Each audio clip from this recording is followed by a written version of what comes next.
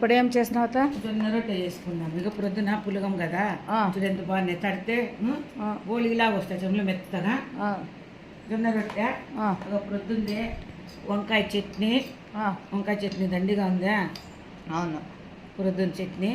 ఇంకొక కూర లేకున్నప్పుడు ఇట్లా ఓన్లీ జొన్న రొట్టె ఉంటుంది కదా చేసుకొని, ఇట్లా చింతకాయ పచ్చడి ఉంటుంది చూడే, ఇట్లా పూసుకొని తిని ఒక పచ్చి ఆనియన్ వేసుకుంటే సూపర్ ఉంటుంది. ఇట్లా చాలా ఇష్టం. చింతకాయ తొక్కు కూర ఏం ఉండాలని అవసరం లేదు. జొన్న రొట్టెకి ఏదైనా కవర్ చేసుకోవచ్చు. ఇట్లా అంతా రాసుకున్నాం అనుకో, రొట్టె అంతా సూపర్ ఉంటుంది. పచ్చి ఆనియన్ కానీ చిన్న పచ్చిమిరపకాయ కానీ ఇట్లా అంతా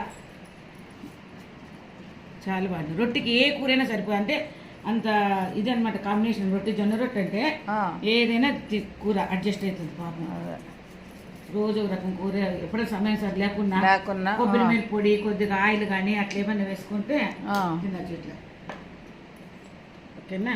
ఓకే, చట్నీ ఉంది. ఎప్పుడన్నా టైం అయినప్పుడు పచ్చిమిర్చి వేసుకొని తింటే సూపర్. ఓకేనా? ఓకే.